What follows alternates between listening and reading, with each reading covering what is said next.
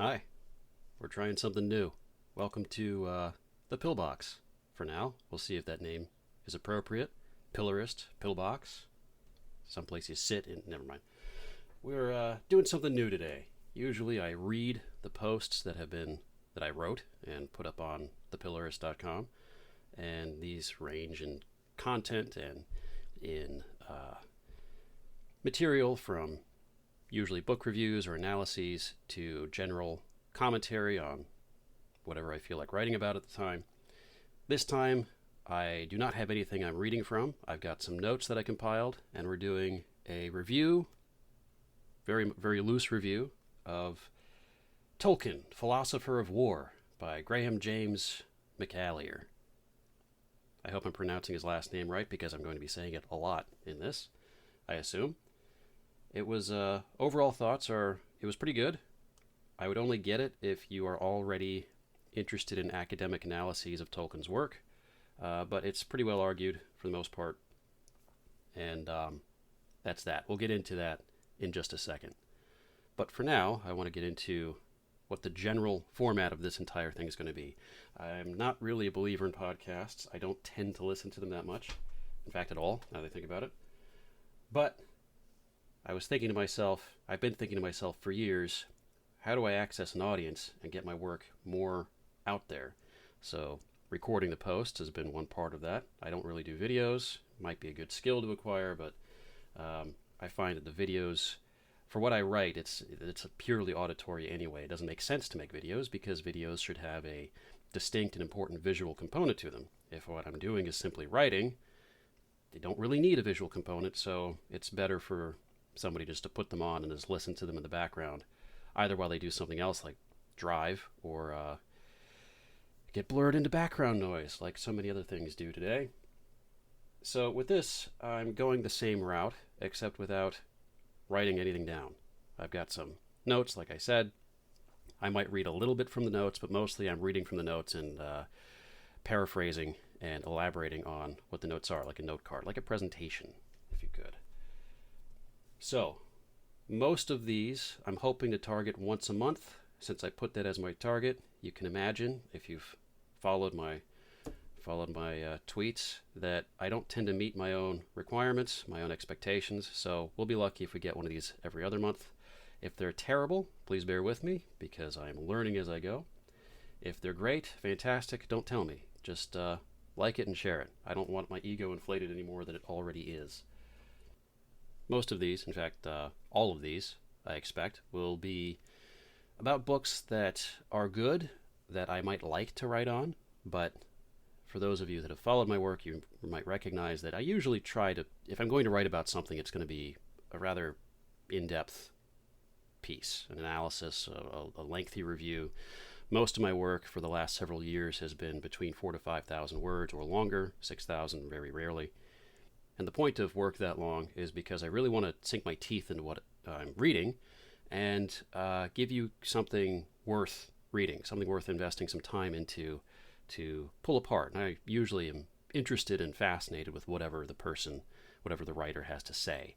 So I want to parse it together, and that's why I generally only review stuff that I like, stuff that I made a good impression on me. Every once in a while, I will read something that I don't like, that was bad, that I thought was horrible, but it has to be so bad that it's worth investing my own time in pulling it apart and writing that amount of work, that amount of text on something. Now, some of you might be thinking, 4,000 or 5,000 words, that's nothing. Well, to me, it's not nothing. It takes some time to put together. I only have so much time to write in a day. But anyway, for this format, for this audio-only content, I'm only going to be working on stuff that maybe I don't have time to put a lengthy, well thought out, well argued piece together. Maybe I just don't have time to write it, because writing notes takes significantly less time than writing a full length, long form work, as well as speaking off the cuff is something I do have to practice, something that would help me out in regular life anyway. So you're along for the ride of me practicing my awkward pauses and my strange cadence. If it is strange at all. Hopefully it's not too strange. Like I said, you're along for the ride. Or you're not. Get out of here. Fine. Anyway, Moving on. Tolkien, Philosopher of War. Graham James McAleer. This man is a professor of philosophy at Loyola University, right up the road, downtown, well, mostly downtown, I guess it's not downtown Baltimore, but in Baltimore City proper. Maybe I should try to get him on the show. That might be fun. I plan to go through this as a loose, very brief chapter summary because I do want people who are interested to go out and read it. It was good. But I also, if I'm going to talk about it, then you need to know what I'm talking about. And I will offer some general commentary, my own thoughts on it as well. And that's going to be it. Hopefully tie this up in 20 minutes or less and go from there. Are you familiar with Carl Schmitt, Max Scheler? Are you familiar with Eric Vogelin, Arl Kolnai? Are you familiar with Halford Mackinder? And I hope, if you're listening to this, I hope that you're familiar with at least the angelic doctor, St. Thomas Aquinas. All of these guys make appearances in Tolkien, Philosopher of War. McAleer draws heavily from all of these guys to make his point, usually mostly 1 or 2 chapters apiece. So Vogelin features rather prominently in the forward material, and then interspersed throughout, Schmitt and Scheler find their appearances in later chapters, especially Kolnai in later chapters, Mackinder and his geopolitical stuff in the early chapters. All seems fine, especially for someone who has not read extensively in any of these thinkers except for Aquinas and Schmitt. And I've read some of Vogelin, but certainly not. I mean, the guy wrote massive amounts. Schmitt, I've read all the important work for the most part. Skimmed it, I guess. That was back in the day. But Kolnai, Mackinder, and Scheler I have read almost nothing of, so I cannot speak to how well he argues what they're talking about, but I assume it's pretty good. He's very lucid in his presentation of Tolkien's legendarium, Tolkien's way of viewing things, the world, the eschatology of Arda, if you want to think of it that way. So given that he's read Tolkien very closely, I would expect that he's read these other thinkers quite closely as well. And yes, Tolkien obviously plays very prominently in a book named after himself. So there's a lot more in here than just Lord of the Rings. He draws from the Silmarillion. He draws from Númenórean stuff, like not the Rime of the Ancient Mariner. That's Coleridge. The Seafarer's Wife, I think. The one about the Aldarion, the king, who sort of neglects his wife because he's in love with the sea, and then that sort of begins the downfall of Númenor. But Lord of the Rings does take center stage because, for those of you who might be familiar with Tolkien, the Lord of the Rings is the man's published magnum opus. He never finished his work on the Silmarillion, despite spending most of his adult life toying with it, piecing it together, and revisiting it after the publication of The Lord of the Rings. But it is my opinion that the reason he never really finished it is because everything that he really wanted to express in the Silmarillion, he ended up expressing in The Lord of the Rings, as far as themes, even to some extent characters, the relationships between characters, his view of the world, how he believed the world operated and constructed. That was really what he was trying to do with his entire literary output, especially as evidenced by the fact that Tolkien was not an English novelist in the tradition of other English novelists that were writing at the time, or other English literary figures that were writing at the time. Even among the Inklings, I think Lord of the Rings and Tolkien's work stands quite a bit aside from the others. C.S. Lewis is always the go-to comparison for Tolkien among the Inklings, and if you've read Lewis's work and you've read Tolkien's work, it's like night and day. They're very, very different from each other. They're both good, but they're both very, very different from each other. And if you've read any of the other Inklings, such as Charles Williams, it's like a completely different beast. So, not that any of them is necessarily better than the others. I certainly think Tolkien was a better writer than Lewis, but it doesn't really matter in this case. So you compare that to the English writers of the time, the English literary tradition of the time, and you'll end up with the high modernists in particular, who were rather highfalutin in their expression of language. and I like them a lot, but Tolkien is not doing what they were doing, not even close.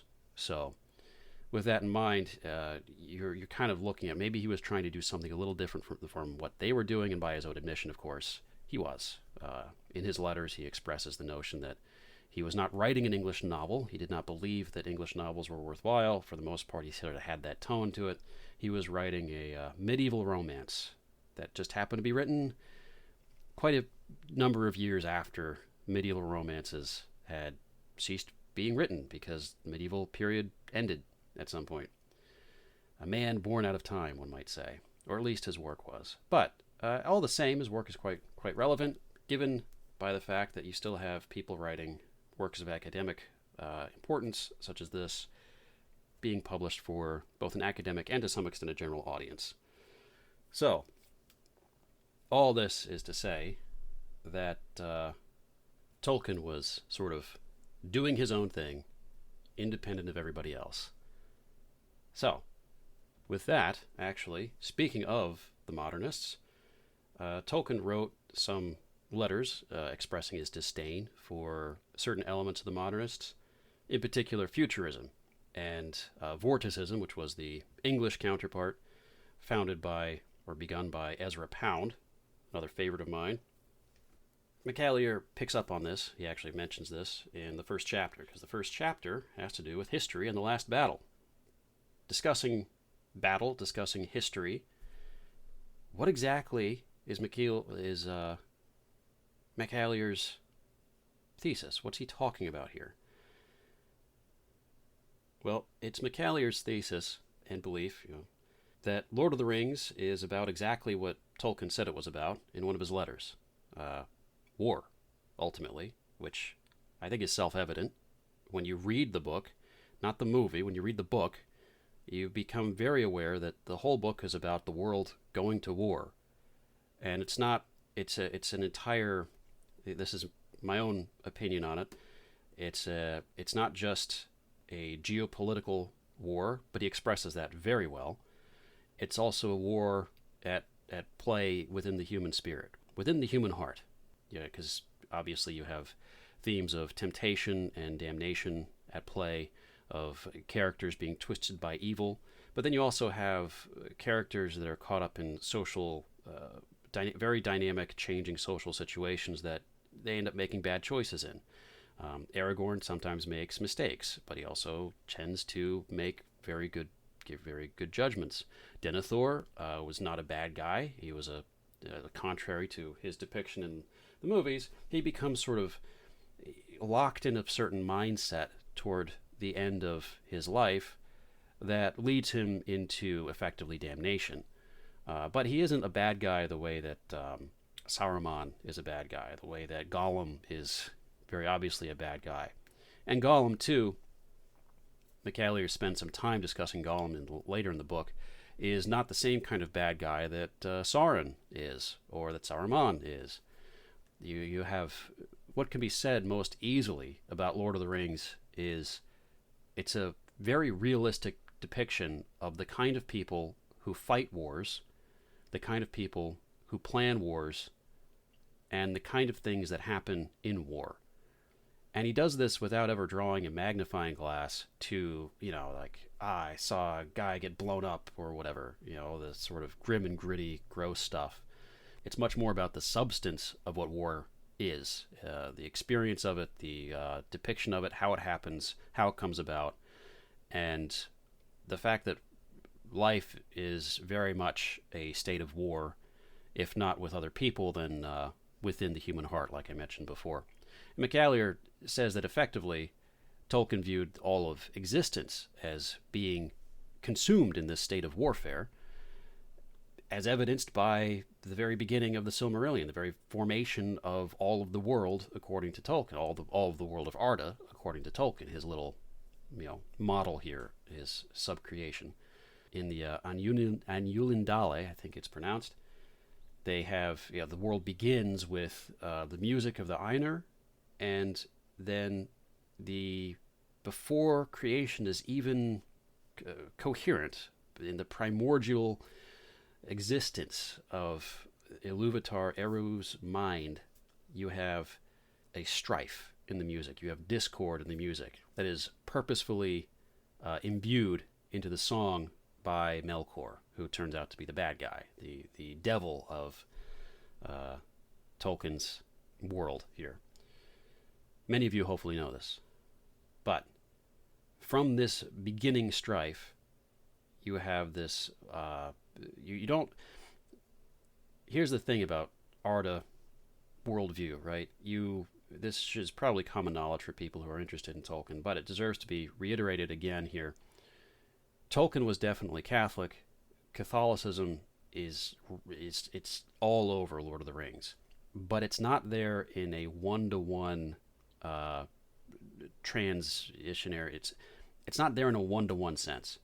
So you're not going to find the same kind of explicit fall from grace that man experienced in real life as you're not going to find that in Lord of the Rings in an explicit sense. Likewise, the notion of demonic fall from heaven before the beginning of time, it doesn't happen the same way in the Arda eschatology as it did in real life, right? So instead, Tolkien takes the notions of Catholicism, what Catholicism teaches us about the world, and everything, really ourselves as well, and puts that into the book. So how that's expressed in the Silmarillion is you have not necessarily a explicit fall where Melkor is, he goes to war against all of heaven, and he and the third of the Ainuric host that follows him are sentenced to hell and, banished by Tulkas, right? This sort of a Michael fill-in. That doesn't happen. Things like it happen instead. Tulkas does end up going to fight against Melkor himself early on, before the awakening of the elves. He is brought in chains. He is imprisoned. He does escape, though, and then you end up with this warfare and unfolding across the entirety of the Silmarillion. The whole book is about war and the people that are caught up in it, much like Lord of the Rings. And it's not just about war because it's exciting. It's about war because all of existence is effectively a battleground. The whole thing is a war. All of life is a war. And Tolkien expresses that pretty well, and that's what McAleer's arguing, effectively. And it's good. He does a good job arguing it, I think. So we go from all of this, and McAleer cites, Vogelin, of course, as well as early on, I think it doesn't really matter, but he expresses this pretty well, and how all this is culminating toward an eventual last battle that will end creation as we know it, as the Arctic peoples know it. And that's that. That's chapter 1. Chapter 2 gets into the importance of geography and planting, in fact, gardening, which is very, very interesting, because the last time I read Lord of the Rings a few years ago, that was very obvious. This is the one thing that really made it clear how Tolkien's war experience was front and center, obvious in Lord of the Rings. Everything, he describes landscapes as someone who spends a lot of time looking at maps, not fantasy maps, real maps of battlefields, which is actually kind of a national pastime for a certain kind of Anglo character, I assume, because it seems like that's anyway. But he definitely did that. Not only did he spend a lot of time looking at maps of trenches, when he was an officer, he made certain maps of trenches. I don't, whether it was for fun, probably for fun, and because that was partly his job. He was an officer at the Somme. So he's very familiar with the concepts of distance, of barriers, of obstacles, of strategically and tactically relevant positions, and, as McAleer argues, of flora and fauna, well, flora, really, how flora will play a large role in the deployment of troops, the travel of troops, and the landscape of a battlefield. Now, if you've ever played an RTS, like Age of Empires 2, this is all pretty self-evident. You've learned this by osmosis. You've learned to use tree lines. You've learned how to use walls, cliffs, whatever, because that's built into Age of Empires. If you've played more traditional strategy games, board games like chess, pawns by the mid-game, pawns start to become a landscape that you have to navigate.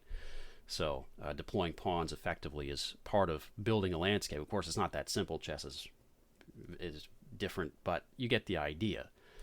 And what McAleer argues for Chapter 2 is effectively that this emphasis on flora translates also into the notion of gardening, and that creating gardening, like gardening, is a way of dealing with this, not just at the macro level of using craftsmanship to affect the landscape itself and to tailor it and to try to control it, but also in a more personal sense as well, in the notion of Sam and Sam's use as a gardener. It's a way of transforming the world into a way that is tactically relevant for this war of existential magnitude, because existential magnitude applies every bit to the individual experience of life as it does to the existence of nations and the actual warfare that people fight today. So I think that's pretty good. All that's really good. We get into Chapter 3, which is why defend the Shire, what the purpose of the Shire is, and this ends up leading into talk of dignity in Chapter 4, and the notion that everyone has a certain kind of dignity that should be preserved, and that the people who do the most violence against dignity tends to be themselves by their actions corrupting themselves, corrupting their spirit, corrupting their soul. And they can be leaned on in order to do these things, but it's still ultimately a choice, and making bad choices defaces your dignity. Now, he doesn't spend much time talking about that because he ends up bringing out other things and using better examples of this. One thing that I found very interesting is and it's not just choices too. It's broader than that. It's also the notion of ownership of land. How not to say this in like a libertarian sense, because it's completely different. It's about the relationship between like the human person, the created person imbued with a certain kind of dignity, and how this relates to creation itself, where we're not just simply sentient objects operating on a grid of, a knowable grid of existence. And these two things are fundamentally opposed to each other, and we sort of float around on this grid, interacting with this grid. It's more like we are created persons imbued with dignity, and our interaction with creation is sort of from the ground up. We are, again, Catholicism seeping in here. We are dust, and to dust we will return. We're made from the mud, from the slime. So we have a relationship with the mud and the slime. It's not like the kind of relationship where we can sort of snap our fingers and make trees grow. We can't do that. But we do have a relationship in the sense that we do belong to a certain kind of earth. We are born in certain places. We spend our lives in certain places. We may travel to some extent. But at the end of the day, a people are tied to a land. And he emphasizes this in a very maximum way by contrasting Bombadil with Gollum, which I thought was a very cool contrast, because Bombadil exemplifies a very explicit man tied to the earth, tied to his land, not to the earth in an abstract sense, like, oh, he's the spirit of Gaia, or like nothing like that. He's like a person explicitly tied to his pocket of the old forest. That is his. Everything that happens there happens with his knowledge, and probably with his consent too. Funny thing, he actually McAleer does an interesting job talking about McCarthy's Blood Meridian early in the book too, which I thought was cool. But getting back to Bombadil, this is explicitly contrasted with Gollum, who is an exile, who was pushed out of his land. And Gollum has no land. He has no claims of ownership over anything. And in fact, the one thing that he does have ownership over, or claims to have ownership over, is the one thing that is the cause of his explicit, open, exacting corruption. Now, ultimately, the ring feeds off of things that somebody already is damning themselves with, right? But the ring is still a very heavy weight on one side of that scale. So, in the case of Gollum, he was probably not going to live the most virtuous life without the ring coming into his possession. But the ring definitely made things a lot worse and prolonged his agony and prolonged his own. It's not even purgation, I think, but it prolonged his suffering. So McAleer's point with this is it's Gollum's own effective choices that end up removing dignity from him, that deprive him of dignity. And one of the major elements of that, one of the major marks of knowing he's deprived of dignity, is his complete landlessness. It's not like he's renting either. He's just completely, there's no land for him. He travels the world without any place to call home, and that's it. So this chapter also emphasizes that the opposite of dignity is disgust, because dignity can really only apply to living things. Disgust, likewise, can only be applied to living things. You can't be really disgusted with a rock, and you can't really be disgusted with inanimate objects, except in the sense that inanimate objects evoke an image of, like if it's a piece of art, it should be evoking an image of something that is alive, or should be alive, but, it's being depicted gross, ugly. So in the case of, I'm speaking off of McAleer here. I'm not necessarily saying what he's saying, because frankly I don't remember exactly, but in the case of like beauty being corrupted, beauty is always pointing towards something that is real, because beauty is always pointing toward the transcendent. Now he does make the note here that at some point in chapter 4, I believe, that Aquinas does not list beauty as one of the three transcendentals. However, later thinkers do. I do. I think it's a very important transcendental that has been lost among modern thinking. Like, the others have not been lost to the same degree beauty has, I think. A quick aside, I might as well talk about that too. In the case of the transcendentals, you have truth, you have goodness, you have beauty, and then in Aquinas' case, in medieval thinking, you had unity.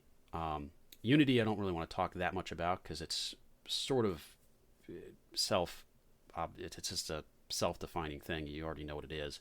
But in the case of the other three, you're talking about how do you know truth? Well, that's the study of logic, and really just logic, and rationality, pure reason. You have the how do you know what's good? That's the study of morality. And how do you know what's beautiful? That's the study of aesthetics. Well, people still speak today, even though they may be erroneous, in terms of what is good to do. And goodness can still be ascertained by the thinker with perhaps some hurdles if you're raised in a extremely liberal background.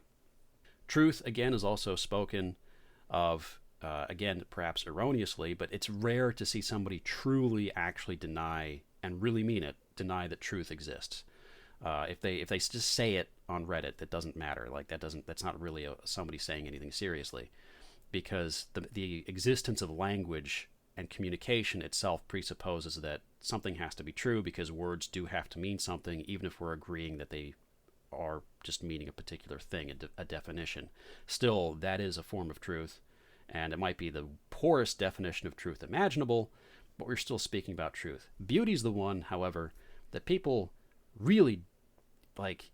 It's rare to encounter somebody who really gets beauty, who is not in some way religious, because it's just a modernity just waged complete war on this without even necessarily meaning to, because modernity is not like a cabal of people, right? It's just a falling away of something that once was great. And in the case of beauty, it's just been pounded again and again and again, I think out of perhaps so many guilty consciences, just to say, no, beauty doesn't real. Beauty doesn't real. It's not a thing. Beauty's just like, it's all in the eye of the beholder, right? So that's not true.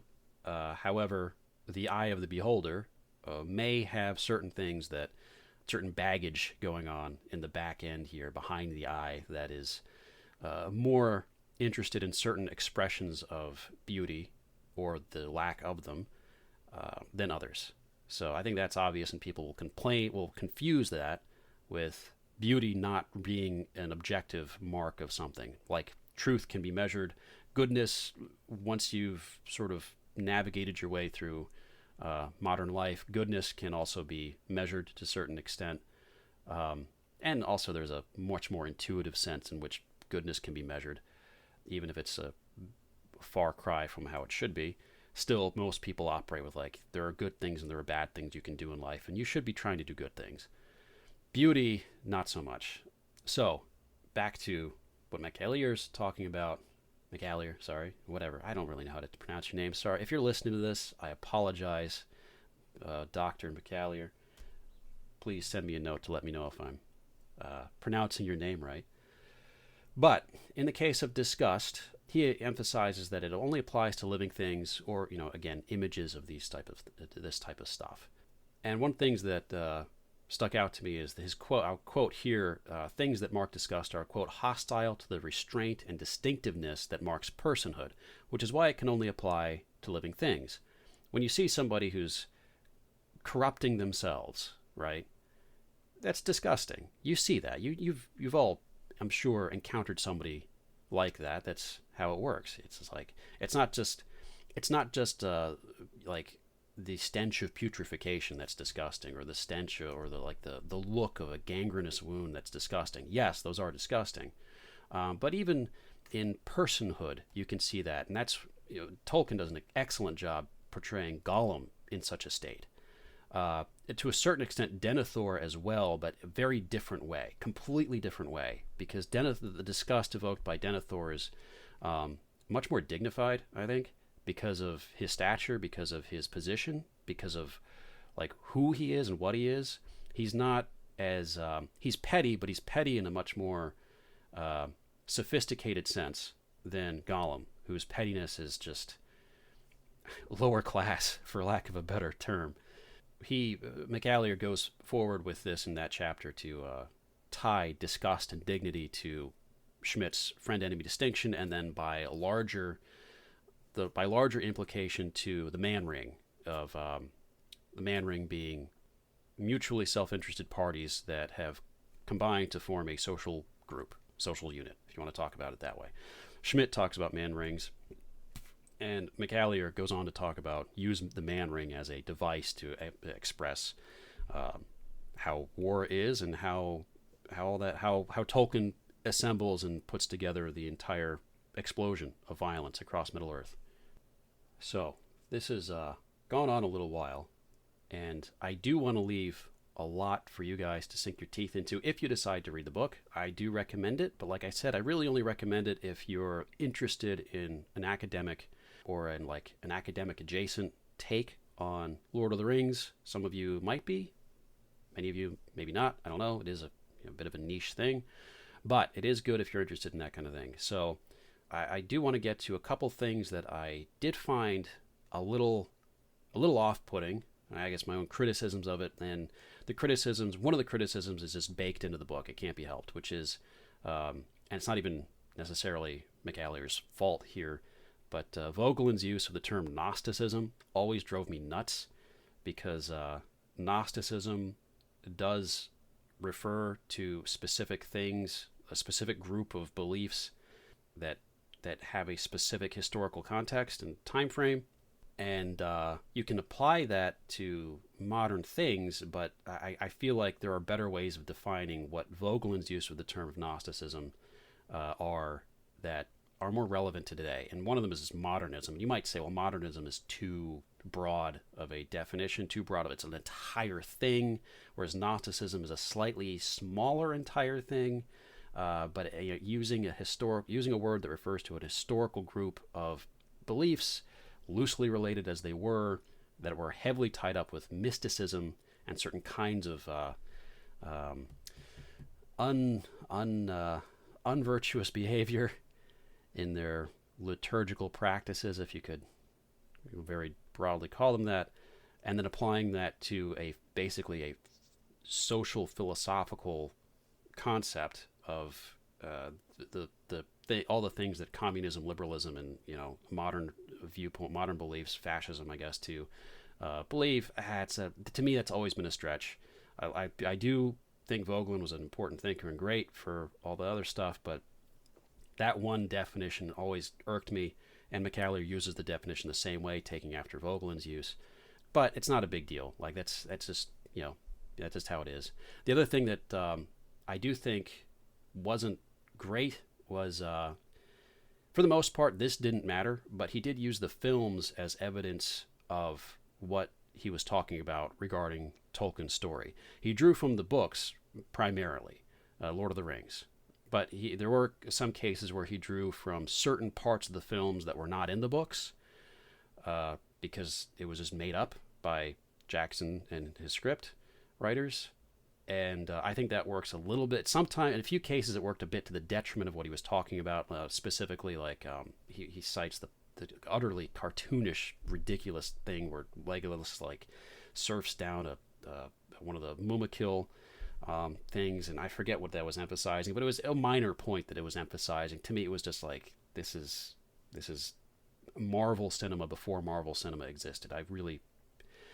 If you've read anything else I've written about Lord of the Rings, like very recently, I do not like the movies. I think they did not do justice to what the books are presenting. But McAleer apparently disagrees, and that's fine. That's how it is. The other thing that I would disagree with, and maybe I just didn't totally understand what he was talking about, was he mentions on page 185 that the ring, and I'm paraphrasing here very much because I didn't draw the quote out completely. It's an entire argument about how the ring inflicts a form of hypnosis, and I don't think that's what the ring ever did. I think Peter Jackson, this might also kind of play into the movie thing, Jackson definitely depicted it doing that, but Jackson also depicted Saruman kind of inflicting a form of hypnosis over people, and Sauron as well, sort of loosely, if you could kind of argue that at the end, with Sauron trying to tempt Aragorn before the gates of Barad-dûr, or not Barad-dûr, before the Black Gates, whatever they're called. And there's this moment, this isn't in McAleer's book, I just remember this because I watched the movies too much when I was younger.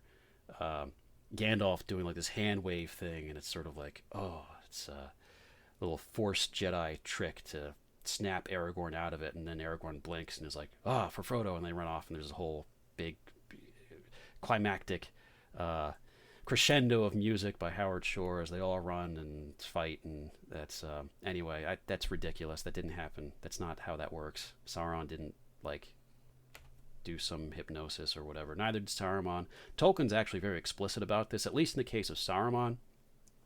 One of his letters, I don't have it here in front of me, but one of his letters, he very clearly says, like, Saruman does not use his voice to create a hypnotic state over people.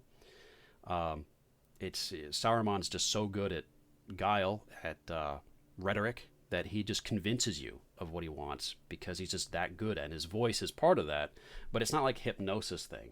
He's just doing it because he's had thousands of years to perfect his particular kind of craft, and the craft he focused on was rhetoric, effectively, where you could be in completely sane mind, totally in control of yourself, not in a mildly, partly unconscious state, and just agree with them to the most absurd things, which to me is a much more interesting idea, at least in the case of Saruman, because you have, just look at modern media today. Look at how media exists today. Media doesn't put you in a, well, I don't know how the Zoomers are faring with TikTok, but most media does not put you in an hypnotic trance in order to get you to believe what it wants you to believe. It just presents certain truths some ways, fails to tell the truth about some things, contorts the truth in very manipulative, very subtle ways, that if you're not aware of it happening, you're probably just going to go along for the ride. And Saruman, I think, was that times 1,000.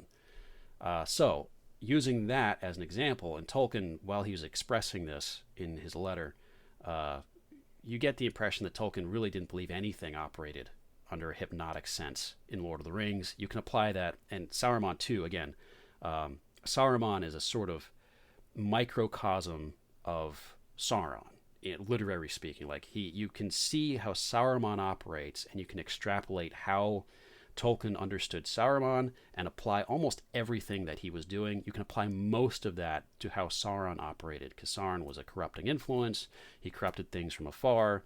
He drove people mad, and the ring especially was part of that. So I don't think the madness that people fell victim to when they preoccupied themselves with thoughts of the ring in the book was a form of hypnosis. Like they could snap out of it, but madness is not a form of hypnosis itself. Boromir just sort of spiraling while he was going after Frodo at the Hill of Amon Hen, going on and on, just like he could just build these big structures and these giant. If only he had the ring, he had the power to command people to just engineer these massive defenses against Gondor. And it sounds exactly like someone who's just losing it. They're not hypnotized. They're just losing it. They're spiraling into their own inner recesses of their mind and their own fantasies and going crazy. Sam, again, when Sam gets the ring while he's going to retake Frodo, and there's a brief moment, he suddenly envisioned like the whole world covered in a giant garden. Again, spiraling, going nuts, not hypnosis. So I think McAleer's characterization of the ring inflicting a kind of hypnosis, I think that's wrong. It's a slightly minor point. He does go on for a page or two about it, but it's a minor point. It doesn't undermine his thesis because the ring does inflict something. It does inflict madness, in my opinion. And I just think that's different from hypnosis. But again, it doesn't affect his thesis. It doesn't undermine anything. It seems to me that this probably came about because the movies portray it in a certain way, and in a way that's the movies have to dumb it down because the movies remove a whole bunch of stuff that and add some things to make it more Hollywood-like. Because speaking charitably here, like Peter Jackson did take out quite a loan from the producers to make a 12.5 hour long epic full of all kinds of fight scenes.